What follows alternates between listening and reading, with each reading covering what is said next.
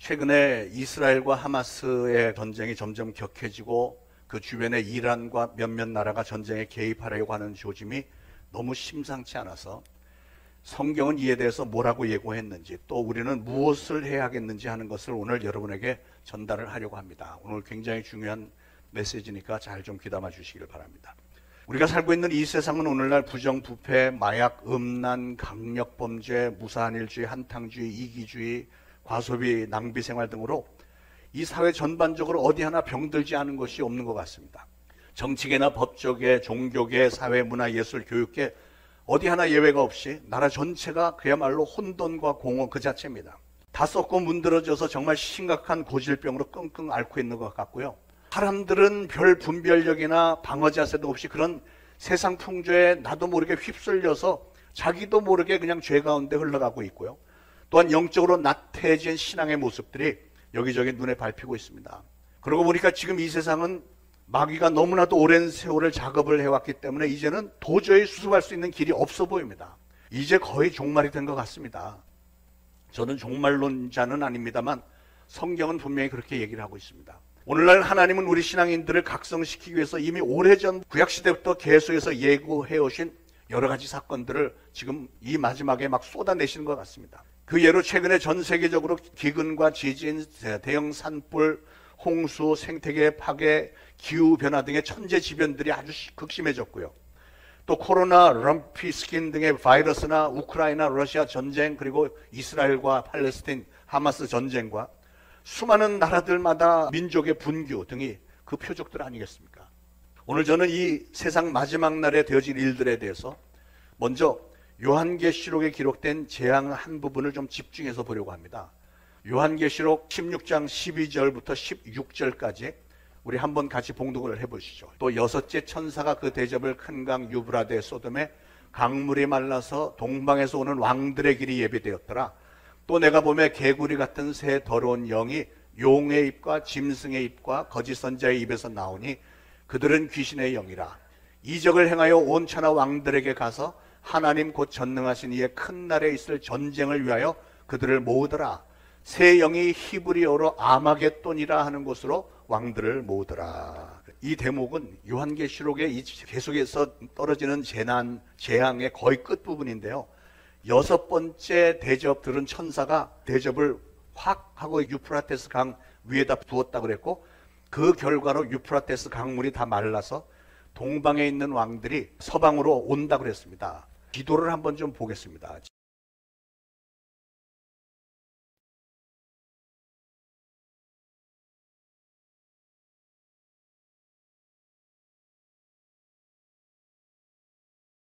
자, 지도에서 보았듯이 이 유프라테스 강 동편에는 이란, 아프가니스탄, 파키스탄, 인도, 중국 등이 있고요. 서쪽에는 이라크, 터키, 사우디아라비아, 그리고 지금 전쟁이 벌어지고 있는 이스라엘과 가자가 있습니다. 오늘날 성경학자들과 목회자들이, 주의 종들이 대단히 우려하는 부분이 바로 이겁니다. 굉장히 심각합니다. 세상 마지막 때 성경에 의하면 북방 민족, 즉 러시아가 내려올 것이고, 그리고 동방에서는 2만만의 군대가 온다 그러는데 2만만은 2억입니다. 2억이나 되는 군대를 일으킬 수 있는 나라는 중국이죠. 중국과 이란, 러시아 전부 다 핵을 가지고 있는 나라들인데 그 나라들이 이제 이쪽으로 집결하는 거예요. 그러니까 최후의 전쟁터는 지금 바로 말씀드린 아마겟돈, 무기또라고 하는 데인데, 그래서 지금 이스라엘과 하마스가 전쟁이 점점 치열해지는데 이제 이란이 개입하겠다고 하고 누군가가 이제 핵폭탄을 쓰기 시작하면 그 다음에는 이 세상은 훅 하고 그냥 먼지가 돼버리는 겁니다. 지금 전 세계에서 보유하고 있는 핵폭탄을 그냥 한꺼번에 터뜨리면 이 지구 땅덩어리가 완전히 가루가 되는데 7번 가루가 되고도 남는다고 그래요. 핵폭탄이 그렇게 무서운 겁니다. 그런데 이게 남의 얘기가 아니고 지금 현실로 눈앞에 다가와 있는 거예요. 이스라엘과 하마스가 저 지역에서 전쟁을 하고 있다는 것은 굉장히 위험한 징조입니다. 아까 우리가 봉독했던 요한계시록 16장에 보면, 자, 2000년 전에 사도 요한이 반모섬의 귀향을 가서 하나님이 보여주신 환상을 기록해 놓은 게 요한계시록인데, 환상 중에 보니까 요한계시록 16장에서 사탄과 적그리스도와 거짓 선지자의 입에서 더러운 영이 나오는데 그 더러운 영의 모습이 마치 개구리처럼 생겼다고 그랬어요. 그 개구리처럼 생긴 영들이 바로 귀신의 영이라고 그랬고, 그 개구리 같은 귀신의 영들이 이적을 행하면서 온 천하 임금들, 왕들을 총동원해서 전쟁을 일으키려고 아마겟돈에 모이게 한다는 거예요. 아마겟돈은 이스라엘 기손 강변에 있는 무깃도라고 하는 이름을 가진 옛 고을인데, 여기가 바로 성경이 예고해 놓은 최후의 격전지, 전쟁터가 될 것으로 성경은 말씀을 하고 있습니다. 그래서 이 세상 마지막 날의 전쟁은 이 전쟁이 어디에서 시작되는 것과는 상관이 없이 마지막 전쟁터는 이 무깃도, 아마겟돈에서 벌어질 것이라고 성경은 명백하게 예고하고 있습니다. 자, 아마겟돈에서 전쟁이 일어나면 어떤 일이 벌어질까? 아까 16장에서 6번째 천사가 대접을 쏟았고 7번째 대접 재앙은 17절부터 나오는데, 6번째 천사가 큰 대접을 유프라테스 강에다 쏟으니까 성전에서 큰 음성이 나서 이르기를 되었다. 되었다는 큰 음성이 나오는 거예요. 그게 뭐냐면 끝이다. 이제 끝. 이 세상의 끝이라고 하는 거예요. 그리고 18절에 가서는 하늘에서는 번개와 음성들과 내성이 있고 땅에는 큰 지진이 일어나는데, 그게 얼마나 큰지, 천둥 번개 소리와 지진이 얼마나 큰지 사람이 땅에 사는 동안 이렇게 큰 것을 본 일이 없고, 큰 성이 세 갈래로 갈라지고 만국의 성들이 다 무너지는데, 모든 성들이 다 무너지는데 큰 성 바벨론은 하나님 앞에 기억하신 바 된다 이랬습니다. 기억하신 바 된다는 것은 실제로는 없다는 얘기예요. 흔적도 없이 다 사라지게 된다. 산악도 섬도 온데간데 없이 사라진다는 거예요. 그 후에 하늘에서는 큰 우박이 내리는데, 우박이 얼마나 큰지 무게가 1달란트나 되는 큰 우박이라고 했습니다. 과학자들은 이것을 가리켜 아마도 핵전쟁이 벌어지고 나면, 핵폭탄이 사방에 터지고 나면 한파 현상이 벌어지는데 거기서 생겨나는 우박일 것이다. 어마어마하게 큰 우박들이 쏟아질 것이다. 핵전쟁이 일어나면. 근데 여러분, 이게 지금 가능할까요? 물론 가능합니다.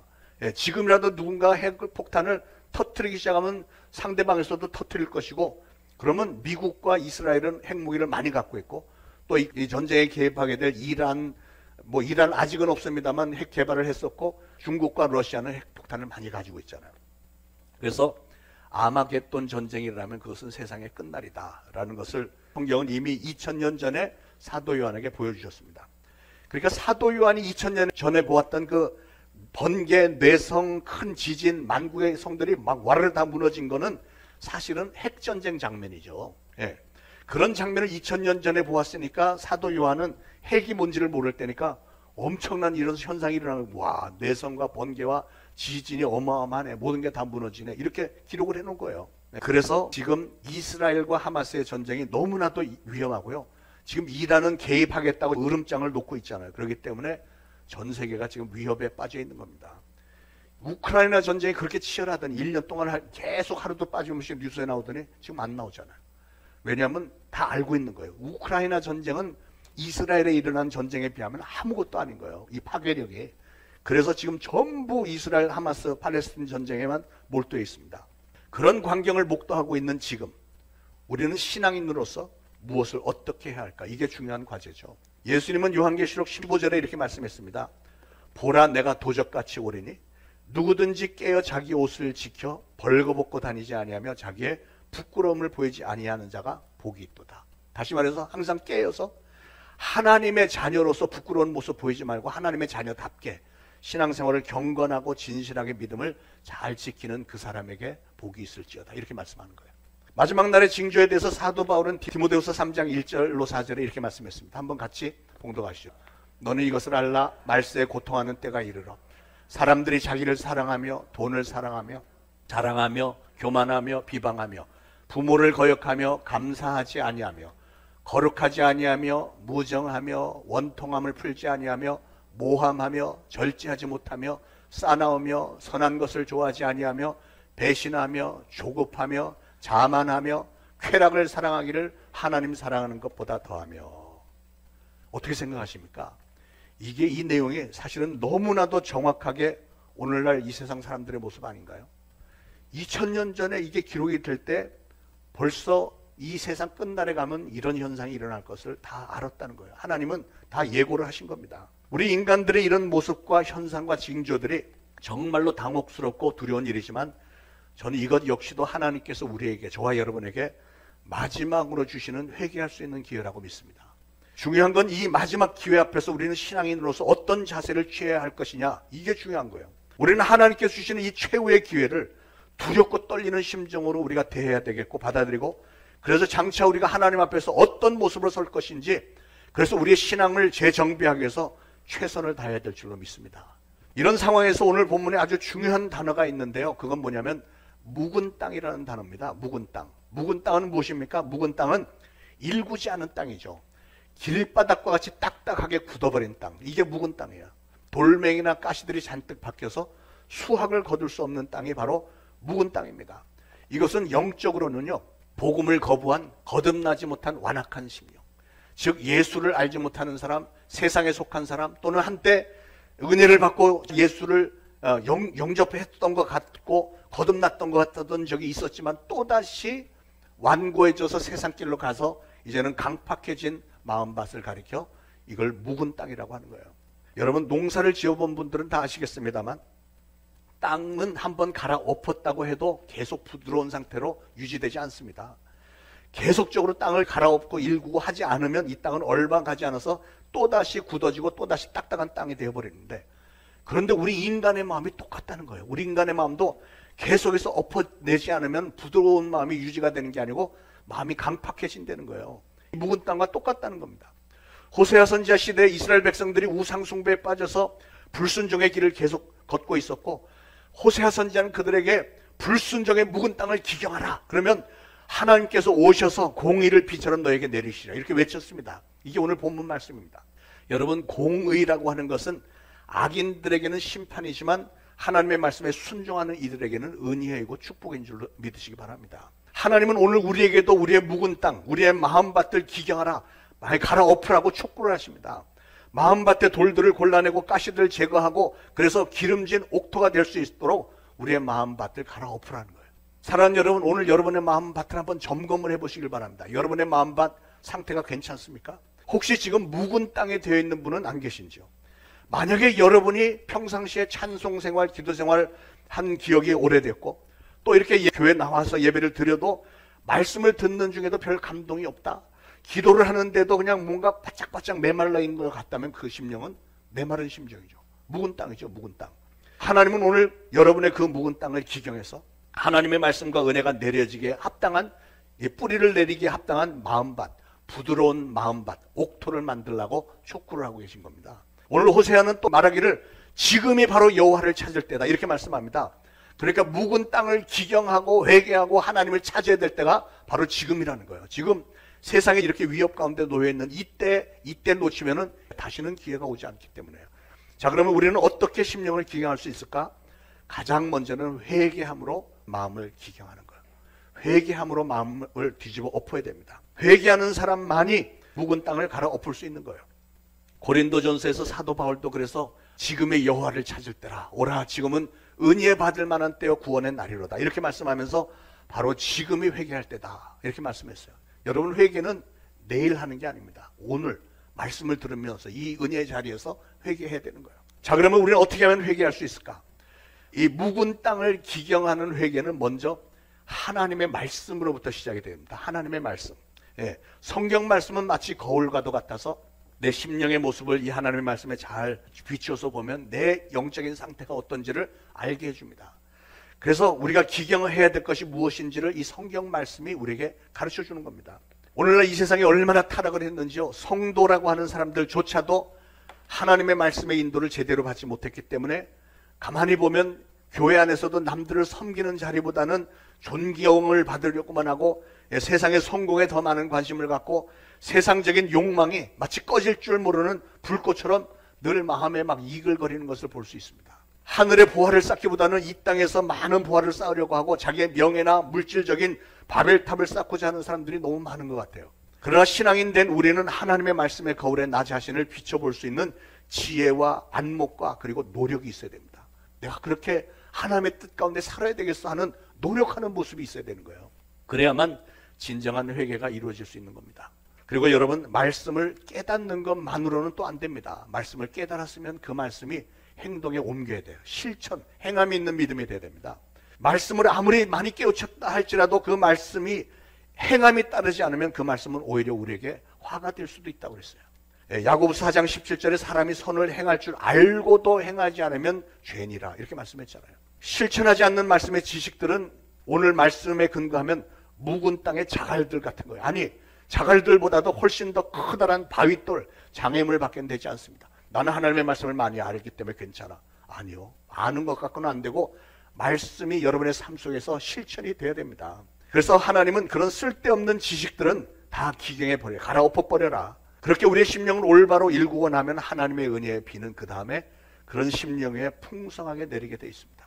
여러분, 오늘 본문에 마침내라고 하는 단어에 유의하시길 바랍니다. 마침내. 누구에게 마침내 하나님의 공의의 비가 내려지게 된다고 그랬습니까? 그것은 묵은 땅을 기경하는 자에게, 묵은 땅을 마음의 밭을 갈아엎는 그 사람에게 하나님의 공의의 비가 풍성하게 내려진다는 거예요. 농부가 땅을 일군 다음에는 씨앗을 뿌리고 물을 주는 것처럼 우리의 심령이 일구어지고 나면 하나님은 마침내 오셔서 공의의 비를 우리의 심령 가운데 풍성하게 내려주시는 줄로 믿으시기 바랍니다. 저는 오늘 여러분의 심령에도 이 마침내라고 하는 감탄사가 떨어질 수 있도록 말씀을 듣는 중에 여러분의 묵은 심령을 싹 기경해 내시기를 축원을 드립니다. 여러분, 우리가 알아야 되는 중요한 영적 진리가 오늘 이 말씀 속에 감춰져 있습니다. 베드로가 성령을 받고 나서 충만해서 밖에 나가서 막 복음을 선포했을 때 많은 사람들이 베드로의 설교를 듣고 막 마음이 찔려갖고 우리가 어찌할꼬 막 탄식을 했습니다. 그때 베드로가 뭐라고 했죠? 회개하고 주 예수를 믿으라 이랬어요. 회개하고 주 예수를 믿으라. 이 말이 무슨 뜻이라고요? 그것은 묵은 땅을 기경하고 마음밭을 다 갈아엎어서 내가 죄인이라는 사실을 깨닫고 나의 모든 죄를 다 회개하고 영원한 생명의 근원이신 예수 그리스도를 나의 주님으로 주인으로 영접하라. 그 뜻이에요. 세례 요한도 그랬고 예수님도 그랬고 공생애를 시작하면서 회개하라 천국에 가까웠느냐 이거를 강조해서 말씀하셨습니다. 회개하라 천국에 가까웠느냐. 다 똑같은 이유입니다. 오늘 말씀에도 보니까 하나님의 의로운 비는 기경된 땅, 즉 회개한 심령 위에만 내려진다고 그랬습니다. 예수님은 거룩한 것을 개에게 주지 말며 진주를 돼지에게 던지지 말라. 저희가 돌이켜 발로 밟아 더럽게 할까 함이라. 이런 말씀하셨죠. 그 말씀의 뜻이 뭐예요? 하나님의 거룩한 은혜는 반드시 기경된 심령 위에 내려야지, 회개한 심령 위에 내려야지, 옥토 위에 내려야지. 기경되지 못한 심령에는 아무리 좋은 말씀이 떨어져도 더럽혀질 수밖에 없다는 거예요. 예수님은 산상수훈에서 이런 말씀하셨습니다. 애통하는 자는 복이 있나니 저희가 위로를 받을 것이며 그랬죠. 여러분, 애통하는 심령은 어떤 심령이에요? 어떤 사람들이 애통합니까? 그것은 자신의 죄에 대해서 회개하는 사람, 내가 죄인입니다, 하나님 저는 죄인입니다 하고 통곡을 할 수 있는 그 사람이 애통하는 심령이에요. 애통함으로 심령을 기경하면 그 다음에 어떻게 해준다고요? 저희가 위로를 받을 것이며 그랬어요. 다시 말해서 이 묵은 땅을 기경하고 마음밭을 갈아엎어서 애통하는 심정으로 하나님 저는 죄인이에요 회개하는 그 사람에게는 하나님께서 단비와도 같은 위로를 그 사람 위에 부어주시겠대요.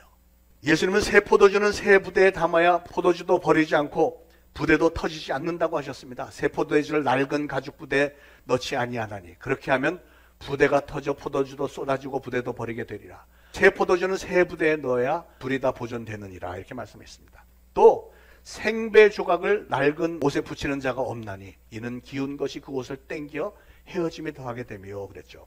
그러니까 마음밭을 기경하지 않은 상태의 심령, 마음밭을 갈아엎지 않은 심령은 마치 낡은 옷과도 같아서 아무리 좋은 말씀이 뿌려져도 결국은 그 말씀의 씨앗들을 다 허실하는 결과가 된다는 거예요. 그러므로 복음이 땅에 떨어져서 허실되지 않고 좋은 열매를 맺게 하기 위해서는 가장 먼저 우리의 마음을, 여러분의 마음밭을 기경을 해야 된다, 갈아엎어야 된다 하는 거예요. 특히 지금 세상이 어수선한 이때, 정말 마지막 때의 징조가 너무나도 뚜렷하게 보이고 있는 이때 우리의 마음밭을 기경을 해야 됩니다.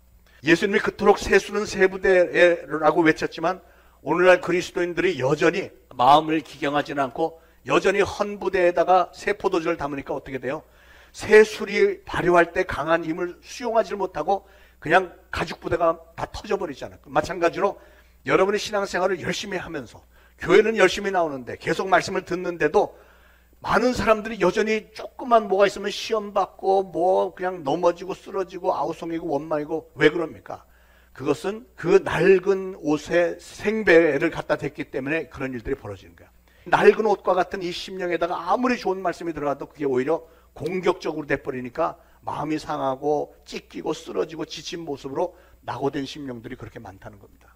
오늘 우리 중에 혹시 지금 신앙에 실패한 형제자매가 있다면 사랑하는 여러분, 그분들은 절대로 포기하지 말고 오늘 다시 한번 말씀을 듣는 중에 나의 묵은 밭을 다시 한번 잘 갈아엎어서 옥토로 만들고 선포되는 복음을 잘 받아들여서 씨를 심고 물을 주고 그래서 가장 귀한 열매들을 많이 맺게 되는 성도님들 되시기를 축원을 드립니다.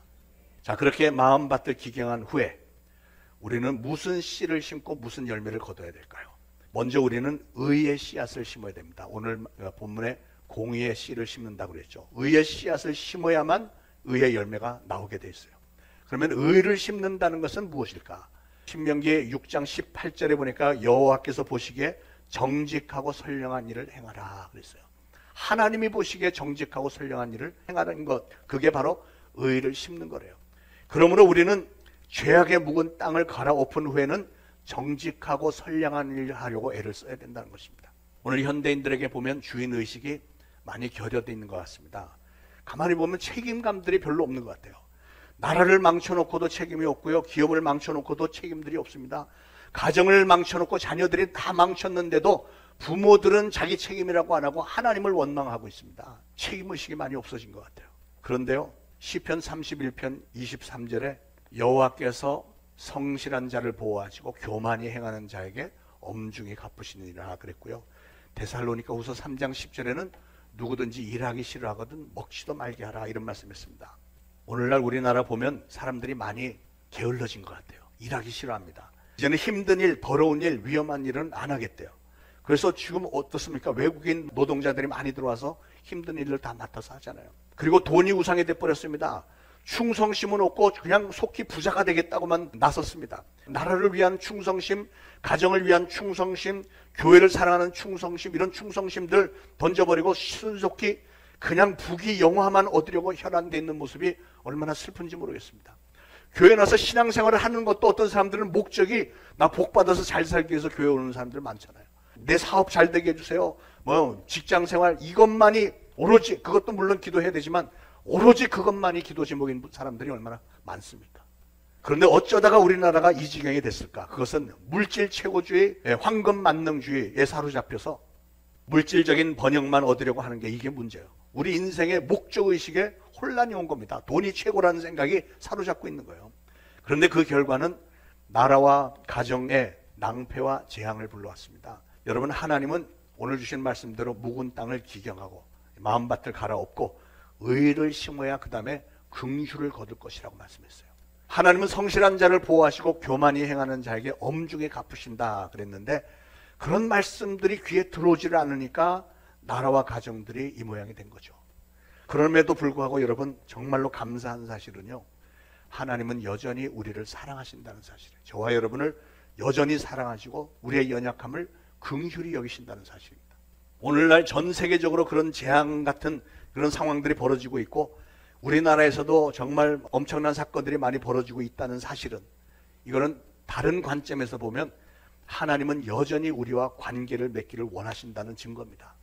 이런 상황 가운데 우리가 하나님 앞에 나서 하나님 잘못했어요, 하나님 한 번만 더 기회를 주세요, 이러기를 원하고 계신다는 증거입니다. 이게 이사야서 54장 7절에 보니까 내가 잠시 너를 버렸으나 큰 긍휼로 너를 모을 것이요 내가 넘치는 진노로 내 얼굴을 내게서 잠시 가리웠으나 영원한 자비로 너를 긍휼히 여기리라, 이렇게 말씀하셨어요. 우리 하나님은 진짜로 저러기를 원하세요. 그래서 우리는 그런 긍휼함과 축복을 받을 만한 그릇이 돼야 됩니다. 그릇이.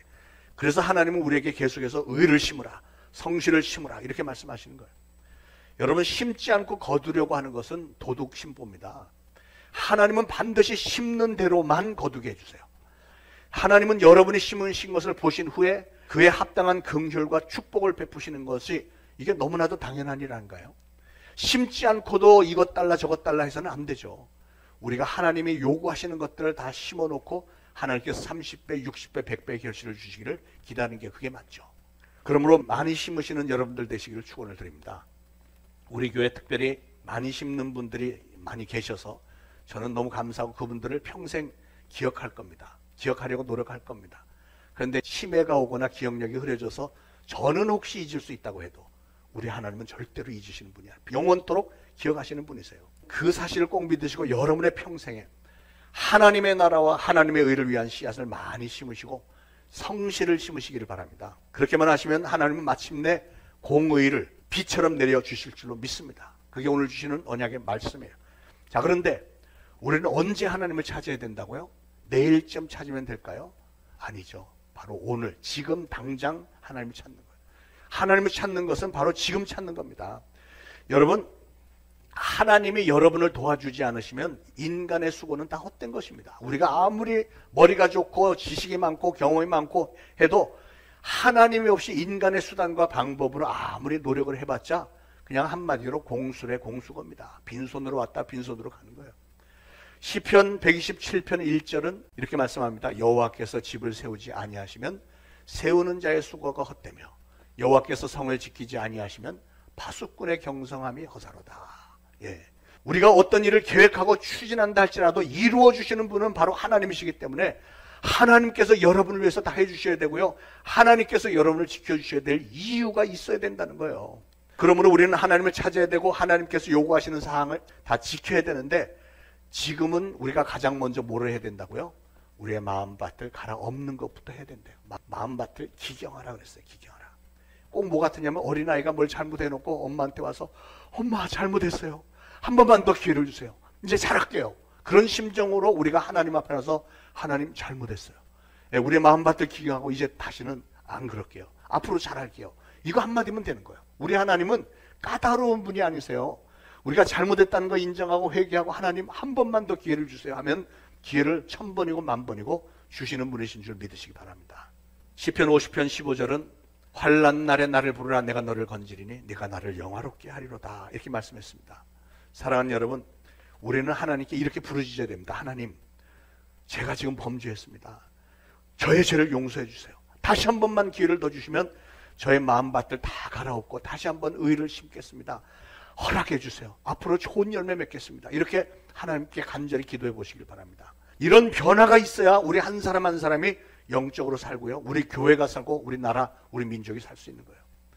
사랑하는 여러분, 마지막 날이 얼마 남지 않은 이 시점에 하나님께서 마지막으로 주신 이 기회를 잘 붙들어서 영적으로 묵은 땅을 기경하시기 바랍니다. 파헤치고 뒤집어 엎어야 됩니다. 그리고 의를 심는 일에 우리 모두가 다 합심해서 연합해서 우리가 앞장서서 정직과 성실, 근면과 충성이라고 하는 의를 심고 그래서 긍휼이라고 하는 열매를 거두고 하나님의 위로를 많이 받아서 우리나라, 우리 민족이 사는 길로 우리 초대신앙교회가 놀랍게 부흥성장하며 하나님에게 가장 마음에 합한 교회로 우뚝 세워지는 그런 축복을 받아 누리시기를 예수 그리스도로 축원을 드립니다.